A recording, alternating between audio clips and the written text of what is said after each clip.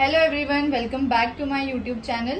जसं मी तुम्हाला एका ब्लॉगमध्ये दाखवलं होतं की माझ्याकडे इन्स्टंट कटर आहे ज्याच्याने सर्व काही व्यवस्थित चांगलं चॉप होतं, तसंच मी ऑनियन नंतर आता कॅबेज पण ट्राय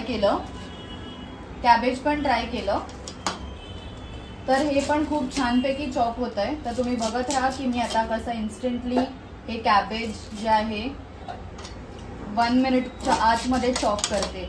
तुम्हाला फक्त ह्याचे बारीक तुकडे करायचे आहेत असे आणि त्या मशीन मध्ये टाकायचं आहे।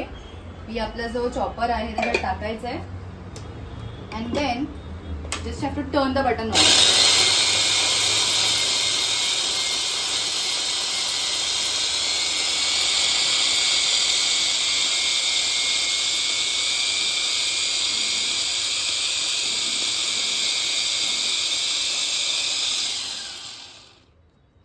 लेस दॅन अ मिनिट तुमचं हे कॅबेज खूप फाईनली चॉप होतं। असं मी हे बरंचसं करून ठेवलेलं आहे, तुम्ही इथे बघतच असाल बॉक्समध्ये।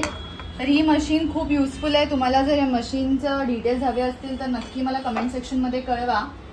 And happy chopping, thank you.